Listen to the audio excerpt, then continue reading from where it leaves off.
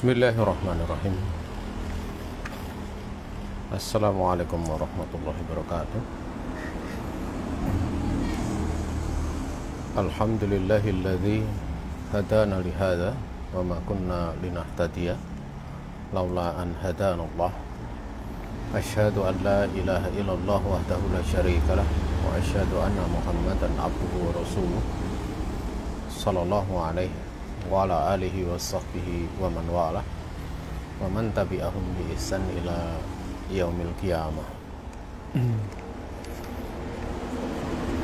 Saudaraku kaum muslimin yang dirahmati Allah Subhanahu wa taala, di siang ini kita akan melanjutkan bahasan dari kitab Ithaful Uqul fi Syarhi Salasatil Usul.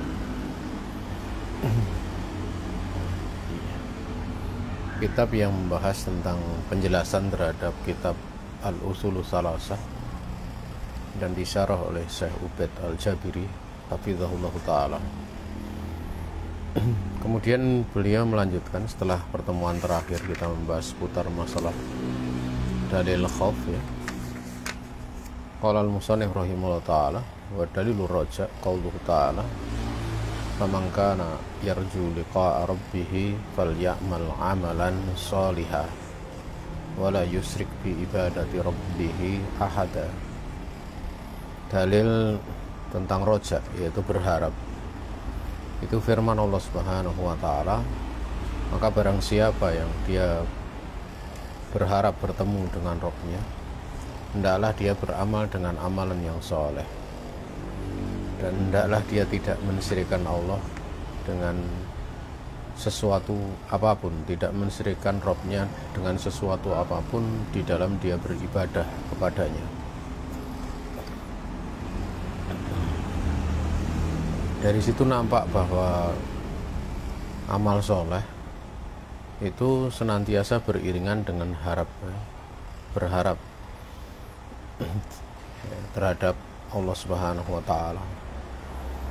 Adapun orang yang dia berkeinginan saja tapi tidak diikuti dengan amal soleh, dia tidak mengikuti dengan sebab-sebab untuk mendapatkan apa yang diharapkan, maka yang seperti itu hanyalah sekedar angan-angan saja, atau tulul amal, panjang angan-angannya. Adapun yang memang dia beramal dengan amalan soleh, berarti harapannya itu dibuktikan dengan usaha, ya, sebagaimana orang dia ingin mendapatkan rezeki, maka dia berharap rezeki itu diperoleh dengan dia bekerja. Adapun dia tidak bekerja tetapi menanti-nanti untuk mendapatkan rezeki misalnya, yaitu dia hanya sekedar berangan-angan, atau bisa dikatakan pemalas. Ya, orang malas dia tidak akan mendapatkan sesuatu yang diinginkan, baik di dalam urusan dunia maupun urusan agama. Kalau seorang dia berharap bertemu Allah, dan bertemu Allah itu kan nanti di hari kiamat di dua tempat, ya. Yang pertama pada saat hisab, dan yang kedua di surga. Tentunya berharap bertemu Allah. Untuk dihisab itu ya hisapannya hisapan yang mudah, ya. Supaya hisabnya itu mudah, ya, dia kebaikannya itu lebih banyak daripada kejelekannya. Atau pada saat Allah Subhanahu wa taala kemudian menampakkan berbagai macam kesalahannya, dia mengakui akan kesalahannya, sehingga Allah pun berfirman, satartuka fid dunya wal yaum aghfiru laka. Dulu di dunia sudah aku tutupi kesalahanmu, saat ini aku ampuni kesalahan kamu. Jamaah yang dirahmati Allah Subhanahu wa taala, adalah demikian. Jadi mesti diiringi dengan amal soleh. Apalagi kalau bertemu Allah di surga. Tentu orang yang masuk surga adalah orang yang punya amal soleh, yang dengannya Allah Subhanahu wa ta'ala merahmatinya, sehingga dengan rahmat Allah dia masuk dalam surganya Allah Subhanahu wa ta'ala.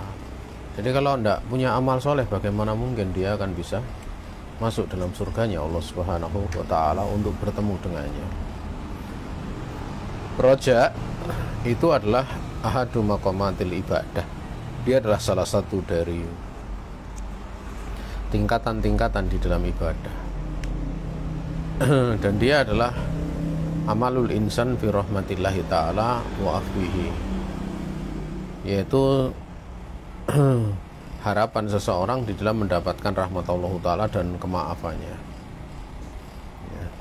Dan menggabungkan di antara khauf dan roja itu adalah sesuatu yang diwajibkan, ya, atau menjadi sebuah kepastian, ya, yaitu mutahad tamun, ya, atau mutahad timun, diwajibkan ataupun sesuatu yang wajib. Itu dibaca mutahad tamun alal abdi, itu sesuatu yang dipastikan diwajibkan bagi seorang hamba, di mana wajib untuk menggabungkan bainal khauf wa roja, ya, yajibu an yajma'a bainal khauf wa roja. Dia wajib untuk mengumpulkan di antara takut dan harap, sehingga dia takut di satu sisi, takut kepada Allah, takut kepada kemurkaannya, takut kepada nerakanya. Tapi di satu sisi dia juga yarjuhu, berharap kepada Allah, berharap kepada pahalanya, berharap akan ampunannya, dan yang lain sebagainya dari perkara-perkara yang memang kita harapkan di sisi Allah Subhanahu wa Ta'ala. Liana roja yutmi'u fi rahmatillahi ta'ala, karena roja itu ya, adalah menjadikan seorang itu tamak, begitu ingin di dalam mendapatkan rahmat Allah Subhanahu wa Ta'ala. Sementara kalau khauf itu justru sebaliknya, yaitu yarda'u an maghadibillahi azza wa jalla. Dia akan menghalangi, ya, dari kemurkaan Allah Subhanahu wa Ta'ala. Walihada qala ba'du ahli ilm, oleh karena inilah sebagian dari ulama berkata al khauf wa roja junahani lil abdi. Jadi khauf dan roja itu adalah dua sisi yang mesti ada pada diri seorang hamba, ya. Dia mesti mengumpulkan untuk perkara ini, yaitu berharap kepada Allah dan takut kepada Allah Subhanahu wa Ta'ala. Adapun ayat yang mulia ini, yaitu famangkan ayar julika arabihi, barang siapa yang dia berharap untuk bertemu dengan Rabbnya, itu yaitu yu'milu liqa Allah Ta'ala wayatma, dia berharap, dia berangan-angan bertemu Allah, dan dia sangat menginginkan, ya, tamak untuk bertemu dengan Allah Subhanahu wa Ta'ala. Namun hada tom'a, ya, fa inna hada tom'a la yakfi, semata-mata keinginan tamaknya itu tidak cukup, gitu. Namun mesti ada fal ya'mal amalan sholiha, maka hendaklah dia beramal dengan amalan yang soleh. Wala yusrik bi ibadati rabbih ahada, dan hendaklah dia tidak mensyirikkan di dalam beribadah kepada Rabbnya dengan sesuatu apapun. Sehingga dari ayat ini pada fal ya'mal, ya, pada jawab syaratnya ini, idzan fil ayat dalil amali soleh, ya. Jika demikian, ayat ini menunjukkan kepada wajibnya untuk beramal soleh, gitu, ya. Amalan soleh itu yang dimaksud nakni bil amali soleh itu kullu ma yuqarribu ilallahi ta'ala fardun kana au manduban. Yang dimaksud dengan amal soleh adalah setiap perkara yang bisa mendekatkan kepada Allah Subhanahu wa Ta'ala, tulus lagi ikhlas, yang murni, ya, tulus ikhlas lagi murni. Ini yang pertama. Kemudian wala yusrik bi ibadati rabbih ahada, dan jangan sampai dia mensyirikkan Allah di dalam ibadahnya dengan sesuatu apapun. Pada ayat wala yusrik bi ibadati rabbi ahada, karena ini akan merusak dari bekal amal solehnya, akan merusak. Ini sama saja siriknya itu sirik besar yang mengeluarkan dari Islam, ataupun siriknya sirik asgor. Yang mana sirik asgor itu sifatnya yunafi kamal tauhid, dia sifatnya menafikan kesempurnaan dari tauhid, ya, atau mengurangi tauhid, ya. Itulah sirik kecil. Dan kedua-duanya itu yang jelas memberikan bahaya madarat, ya, kepada amal soleh, ya.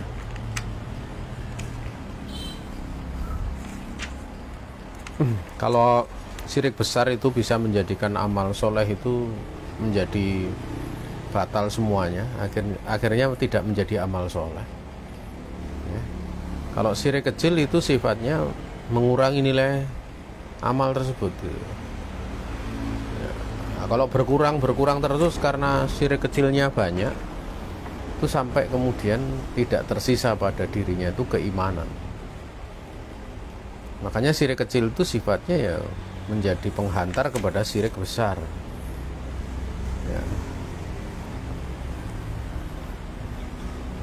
Kemudian qala al-musannif rahimahullah ta'ala wa dalilu tawakkul qauluhu subhanahu wa ta'ala wa 'ala Allahi fatawakkalu kuntum mu'minin, dan hanya kepada Allah lah maka hendaklah kalian bertawakal jikalau kalian orang-orang yang beriman, ya.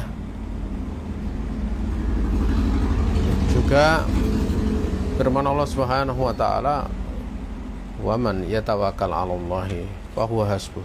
Barang siapa yang bertawakal kepada Allah, niscaya tawakal itu sudah mencukupinya.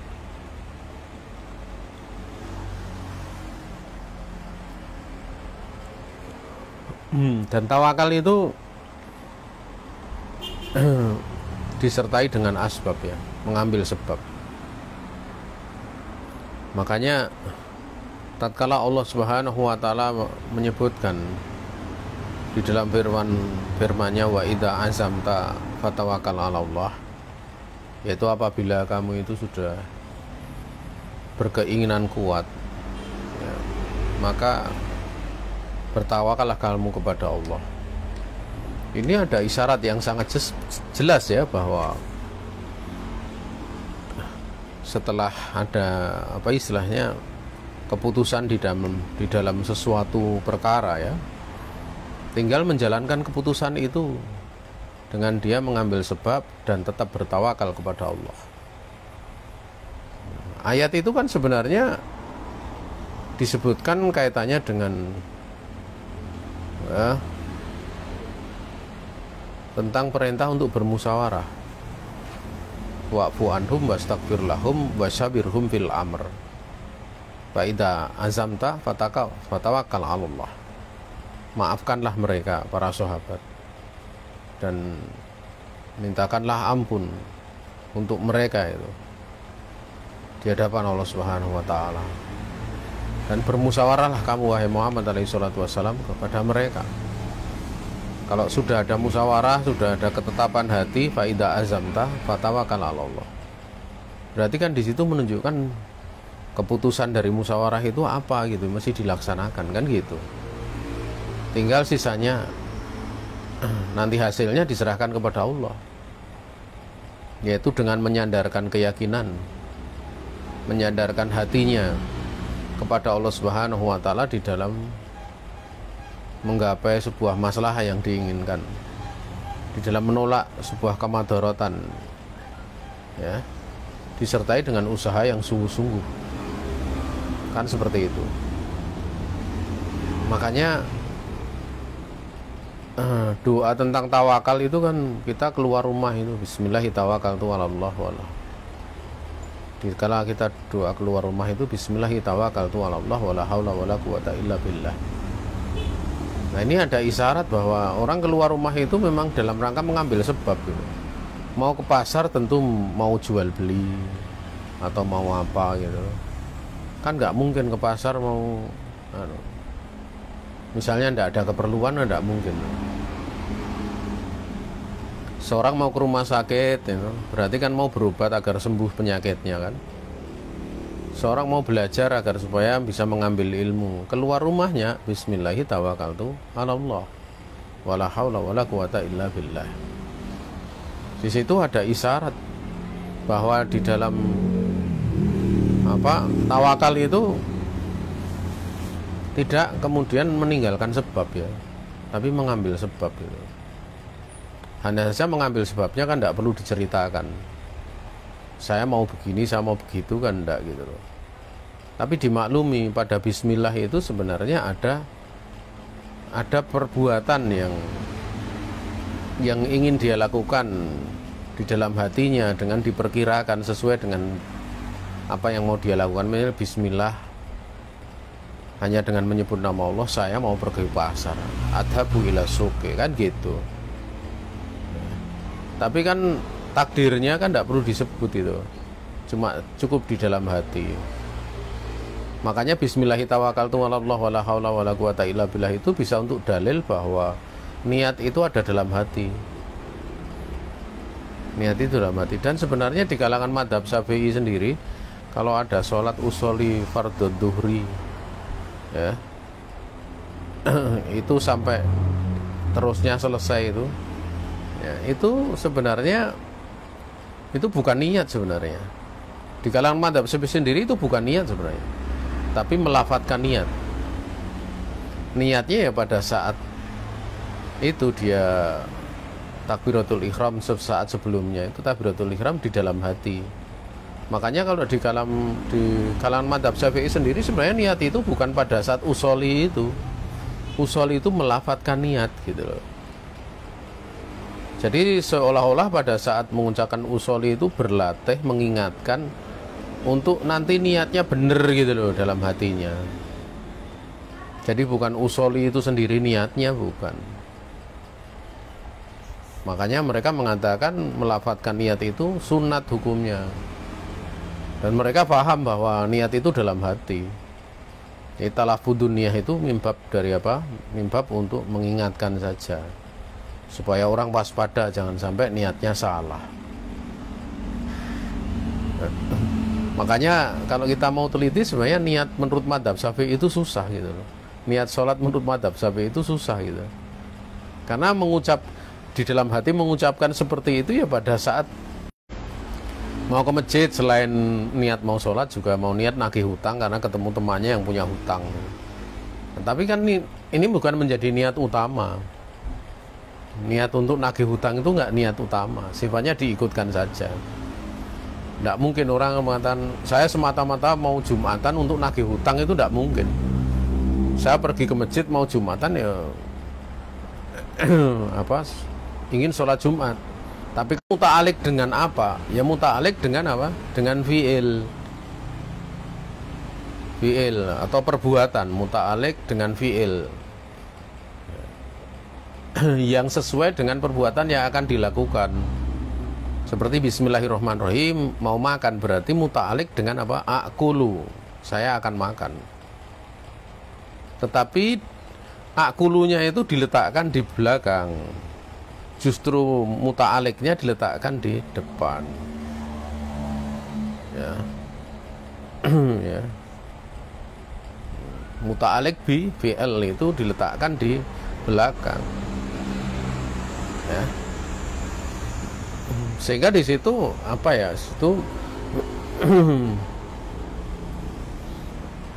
di situ dengan diletakkan di belakang itu karena sifatnya harusnya di belakang kan, diletakkan di yang harusnya di depan diletakkan di belakang. Itu memberikan faedah pembatasan. Dan yang diletakkan di belakang yang harusnya di depan itu pun sifatnya ditakdirkan, dimahdhuf ya. Dihilangkan, makanya perlu ditakdirkan. Takdirnya apa? Yang sesuai dengan perbuatannya. Cukup dengan mengucapkan bismillahirrahmanirrahim ataupun bismillah gitu. Itu kan menunjukkan bahwa memang niat nggak diucapkan gitu. Karena sifatnya ditakdirkan, sudah di dalam dihen kita gitu loh. Ya. Nah, saudaraku kaum muslimin yang dirahmati Allah Subhanahu wa taala. Kemudian balik tentang tawakal ini. Ya. Tawakal ini, tawakul itu secara bahasa adalah at-tafwid, yaitu menyerahkan. Wakalahu idza fawaddahu. Dia menyerahkannya ketika fawaddahu, ketika dia menyerahkan urusan kepadanya. Jadi maknanya bersama. Ya. Wakalahu idza fawaddahu. Dikatakan wakalahu apabila dia menyerahkan urusan itu kepadanya. Seperti wakaltu fulanan ay fawadtuhu fil amr. Aku serahkan kepada si fulan, maknanya aku serahkan kepada dia itu sebuah urusan. Wakalah itu adalah ja'lul insan naiban muwaffadon, ya. Mufawwadon, saya keliru, mufawwadon anhu fima yakhusuhu. Jadi seseorang menjadikan sebagai pengganti yang diserahkan kepadanya itu apa yang khusus untuknya. Itu namanya apa? Wakalah. Secara istilah adalah i'timatul qalbi 'ala Allah taala fi jalbin naf'i wa daf'id dzarri. Bahwa tawakal itu secara istilah adalah menyandarkan hati kepada Allah di dalam menggapai manfaat, dalam mendapatkan manfaat dan menolak kemadharatan. Karena zat yang memberikan manfaat ya Allah, zat yang menolak madarat adalah Allah. Semuanya atas izin Allah Subhanahu wa ta'ala. Kalau kemanfaatan itu diberikan oleh Allah melalui hambanya, kemadharatan itu dilewatkan melalui hambanya, kesemuanya itu atas seizin Allah. Ya. Seperti contohnya ya. Yang memberi kemanfaatan ilmu itu Allah. Kemanfaatan ilmu itu Allah. Dan Allah Subhanahu wa ta'ala memberikan kemanfaatan ilmu itu kadang melalui hamba-hambanya yang dipilih. Nah, ini yang memberikan manfaat hakikatnya bukan hamba tersebut. Sehingga ada orang yang sangat bermanfaat di tengah manusia, itu semua seizin Allah. Semua seizin Allah Subhanahu wa ta'ala. Sebaliknya dalam hal madharat. Wa tawakkul la yunafi al-asbab al-masru'ah. Tawakal itu tidak menafikan sebab-sebab yang disyariatkan. Bahkan justru sebab-sebab yang disyariatkan itu yattafiqu ma'aha. Ya.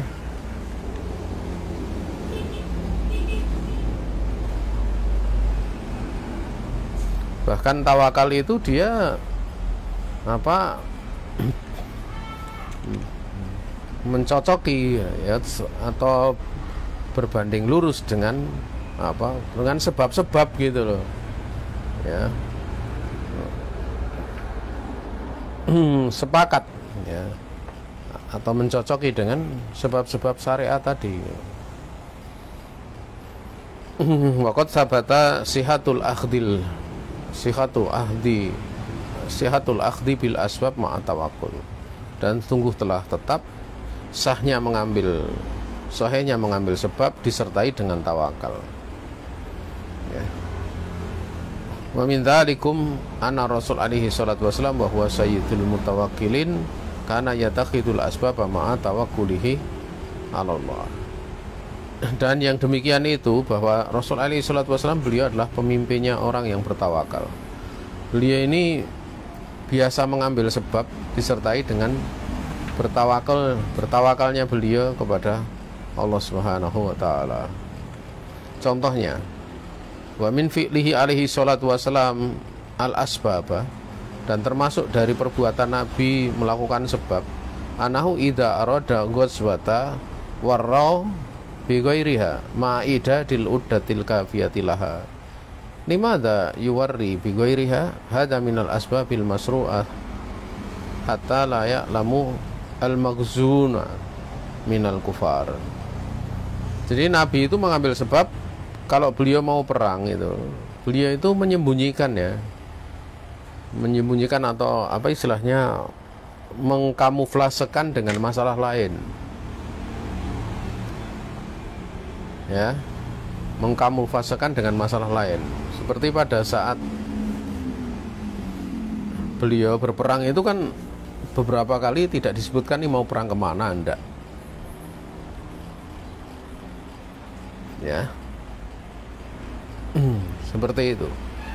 Disertai dengan persiapan yang mencukupi untuk peperangan tersebut. Kenapa beliau mesti menyembunyikan dengan masalah yang lain? Membikin seperti itu, ya agar supaya ini kan termasuk sebab syariat, sehingga musuh itu yang diperangi tidak tahu gitu loh. Ya, nggak tahu kalau Nabi sebenarnya mau memerangi gitu. Jadi kadang seperti itu. Contohnya, wala makana fatuh yaumal fathi jahaza asarata alafin bikamili uddatihim wa adatihim wa atadihim.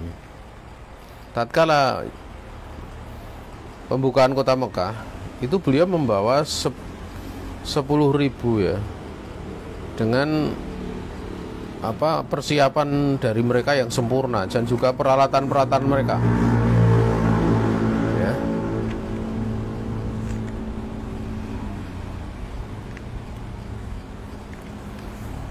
Maka Nabi alaihi salatu wasallam yu'azzilu mimma afa Allahu alaihi nafaqata ahlihi as-sanah wasanatain.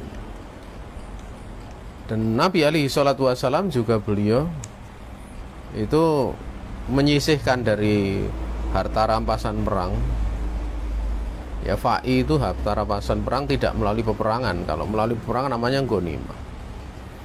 Itu beliau menyisihkan sebagai nafkah untuk nafkah keluarganya selama 1 tahun dan 2 tahun. Jadi kalau fa'i itu kan semuanya diserahkan untuk Allah dan Rasulnya.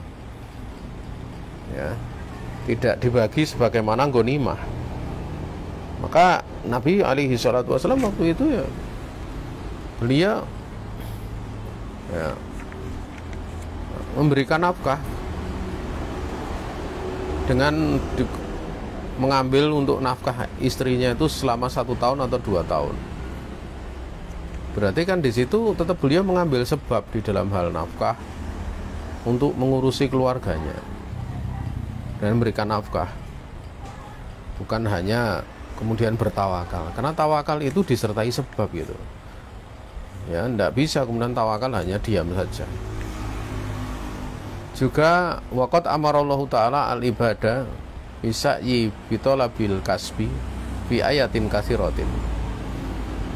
Dan benar-benar Allah Ta'ala telah memerintahkan hamba-hambanya itu untuk berusaha mencari penghidupan. Itu di ayat yang banyak. Min kitabihi minha huwallazi ja'ala lakumul arda dalulan famsu fi manakibiha. Fi manakibiha. Dialah zat yang telah menjadikan untuk kalian bumi itu mudah untukmu, ditundukkan untukmu. Famsu fi manakibiha. Ya.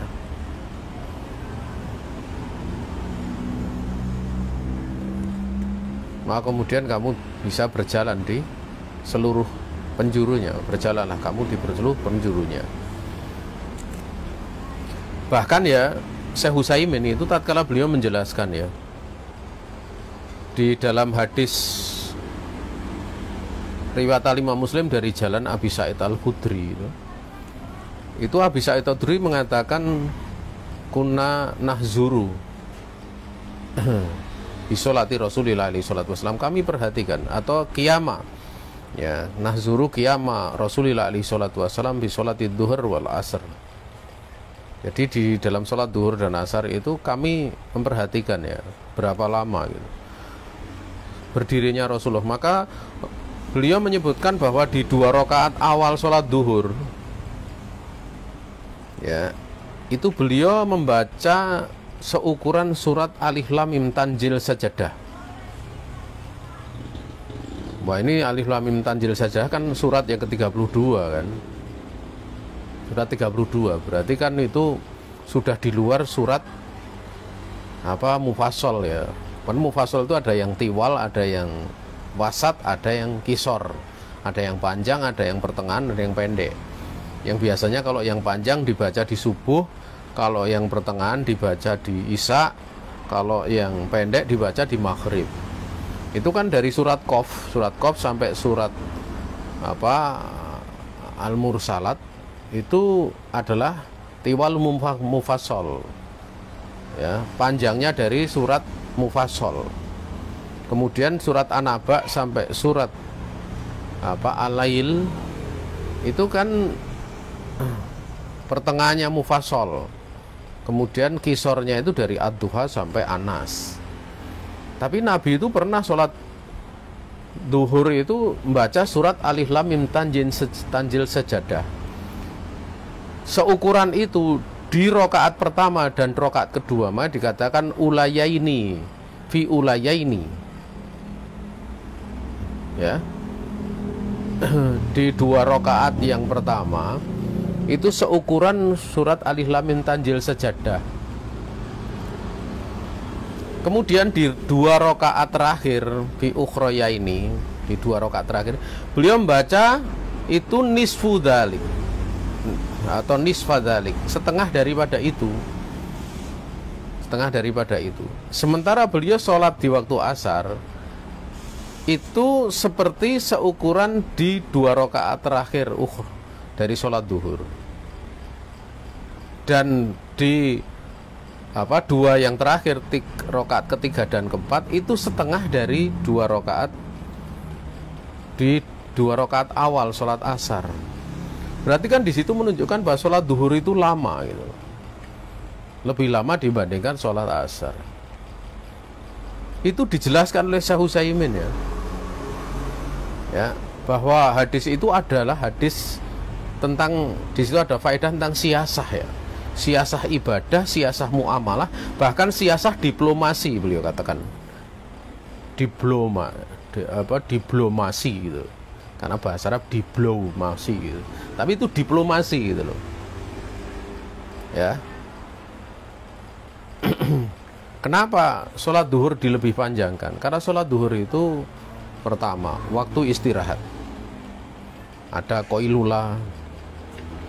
Ya. Nah, yang pertama adalah waktu istirahat. Memang orang sedang sibuk dengan dunia, tetapi di saat itu kesibukan dunia seseorang di jam 12 itu butuh untuk istirahat. Makanya orang mau dia kemudian beriman atau enggak, waktu duhur istirahat. Dan sholatnya lama. Karena orang yang sedang berada pada puncak kesibukan itu kadang dia mesti mengadakan persiapan, terkadang mandi dulu, terutama kok yang di sawah, ya, atau aktivitas apa saja dia persiapan, sehingga pada saat mendatangi masjid untuk ikut sholat jamaah dia punya kesempatan untuk mendapatkan sholat rakaat yang pertama. Itu dijelaskan sama saya. Ya. Tapi beda kalau sholat asar. Kalau sholat asar itu bukan seperti sholat duhur yang di situ tengah hari istirahat. Sementara manusia sedang sibuk di dalam urusan dunia, makanya diringankan gitu, lebih diringankan. Makanya istilahnya sering kalau orang kerja itu ada istilah nanggung kalau asar itu. Nanggung. Ya. Dan kalian lihat ya, kalian lihat ya, Rasulullah SAW itu pada saat beliau sholat Jumat itu, kenapa turun sampai ayat yang menyebutkan itu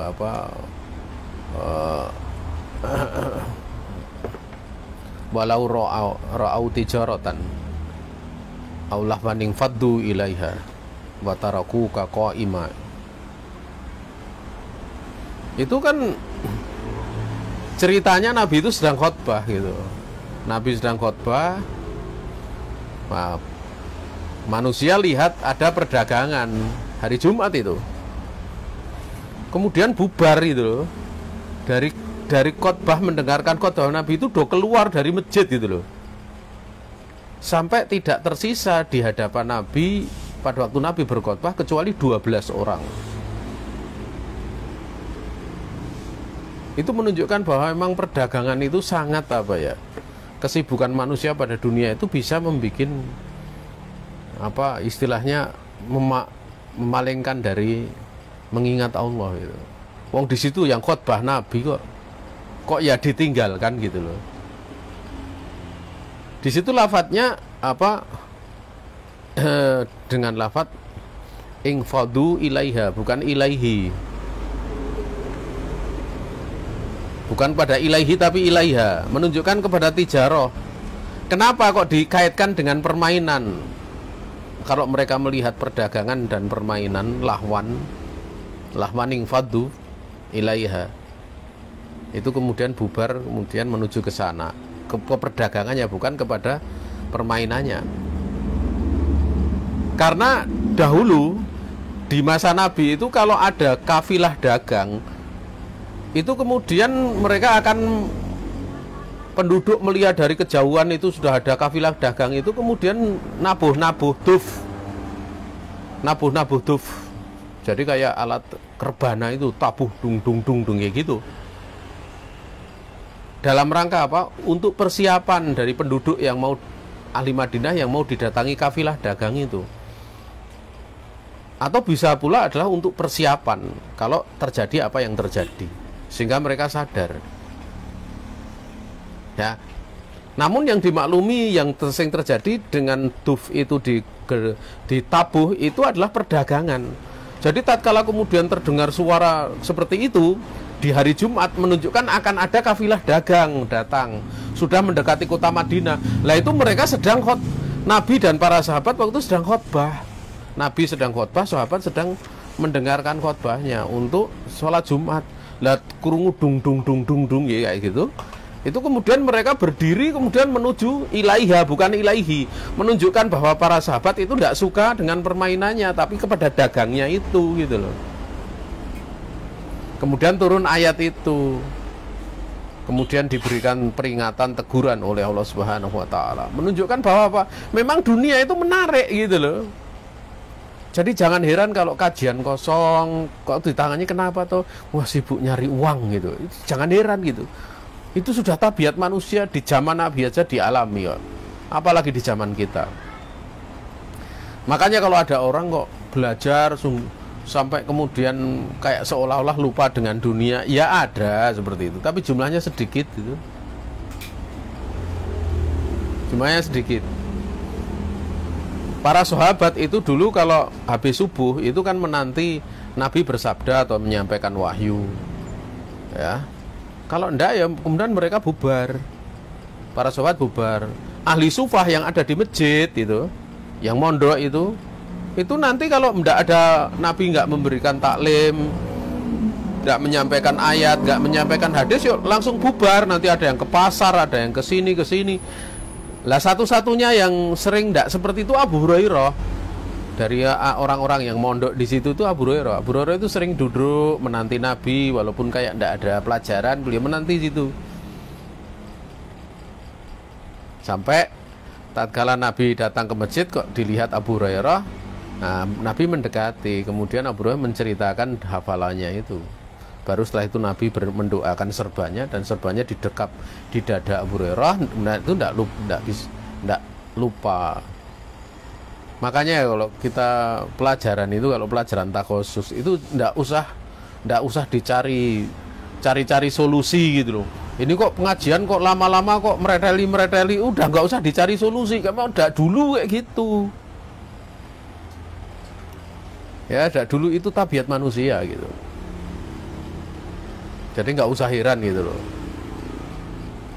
Ya, makanya kita itu kalau lihat ya, makanya kayak pelajaran di RBICR Sunnah itu pertama kali Masya Allah yang daftar dulu hampir 100 orang, itu 70-an 80-an aja.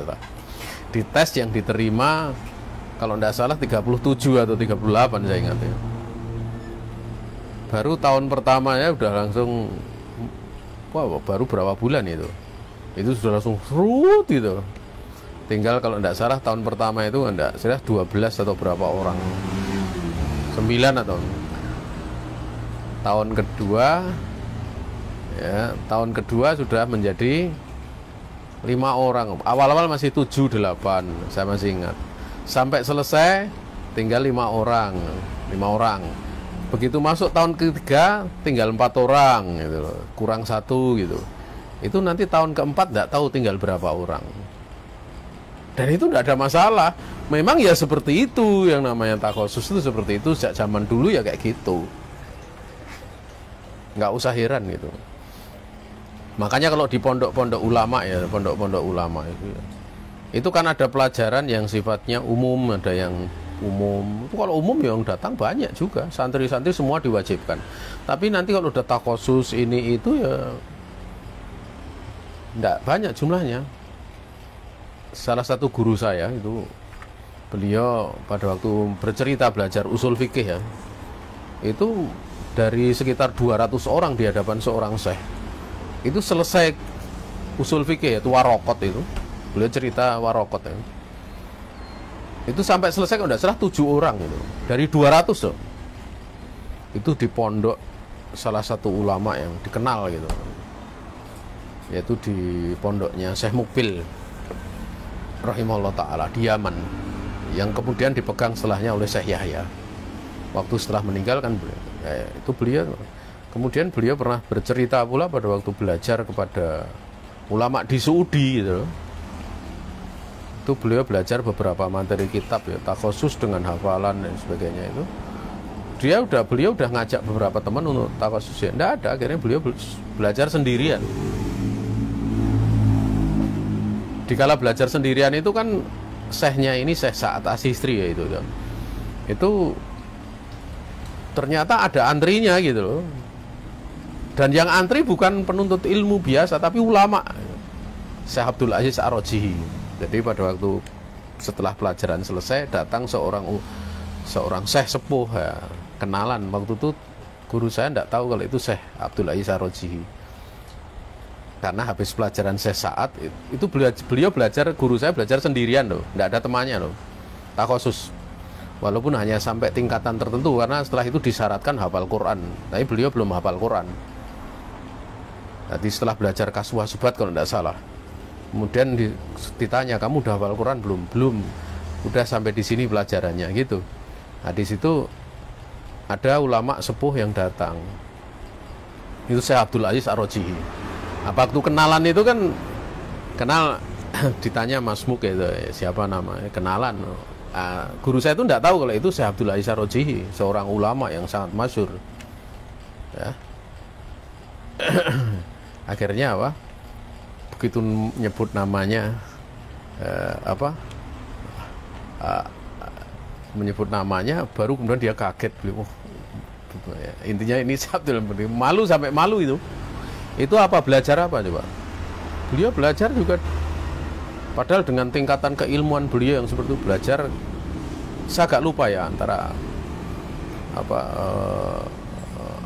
kitab akidah yang jelas, sampai agak lupa saya kitabnya apa. Guru saya waktu cerita tapi agak lupa saya. Nah itu penting seperti itu ya. Juga ada, kalau tidak salah, kalau tidak kitab akidah, saya ingat satu bab di dalam usul fikih, kias, pembahasan kias ya, kias, karena memang beliau ini seorang ulama ahli usul ya, Syekh Sa'ad Asistri itu atau Satri itu, beliau hafizahullah ta'ala seorang ulama ahli usul.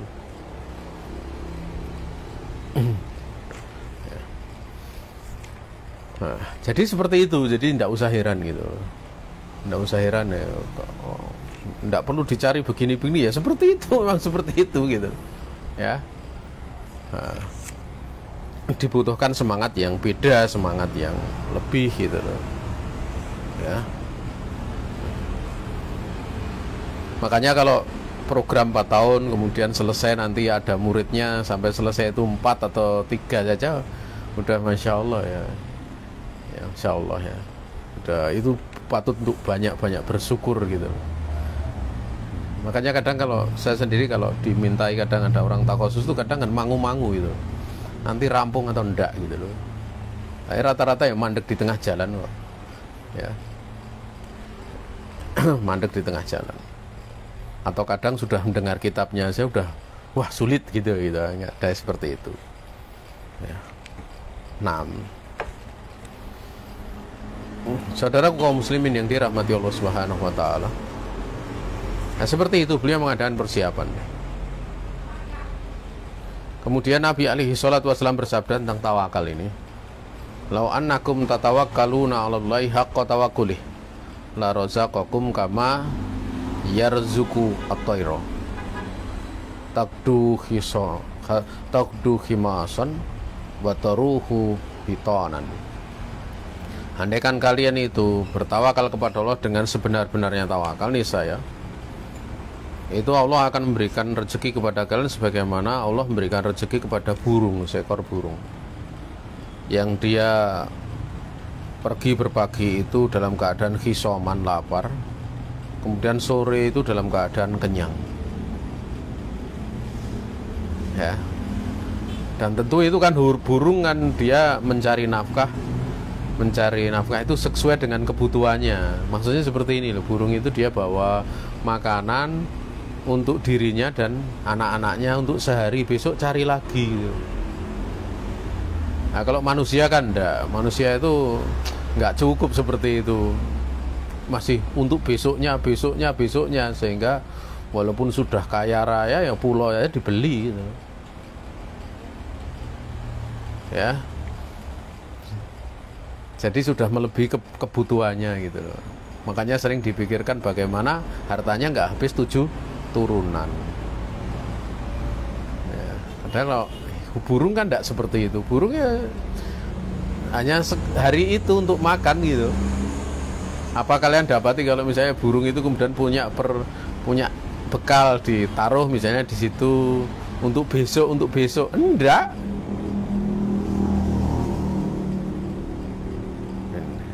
Karena burung kan tidak rakus seperti manusia. Manusia dia rakus.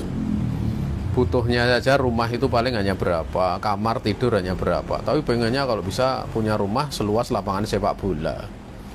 Dengan alasan itu rumah luas gitu, rumah luas. Padahal bukan rumah luas, ingin numpuk harta.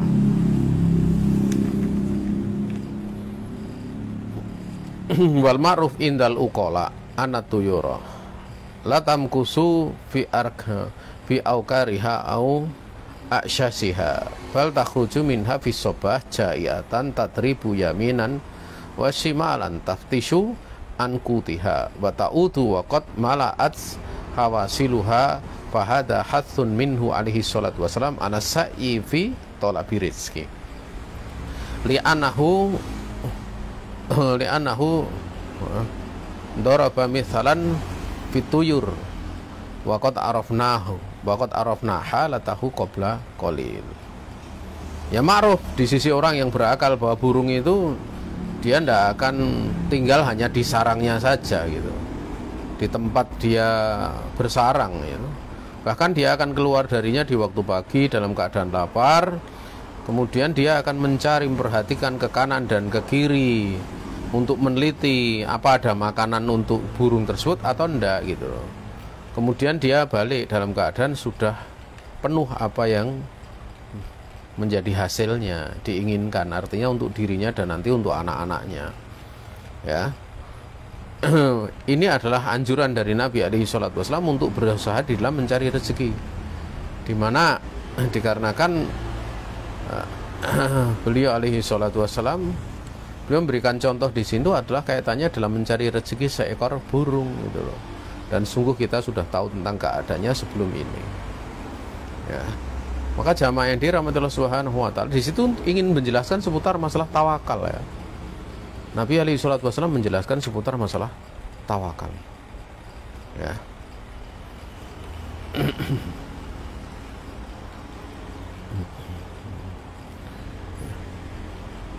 Kan apa masih ada belum selesai ini ya untuk ayat ini. Wal ayatul karimatu wa 'alallahi fatawakkalu in kuntum mu'minin. Ini karena waktu nggak mencukupi ya, kita cukupkan sekian karena kalau kita kejar juga nggak akan selesai. Sehingga kita cukupkan sekian. Ada salah datang dari pribadi diri saya sendiri dan dari syaitan. Saya istighfar kepada Allah Subhanahu wa taala. ada benar semata-mata keluasan rahmat Allah Subhanahu wa taala yang diberikan kepada kita. Akhirul kalam, wassalamualaikum warahmatullahi wabarakatuh.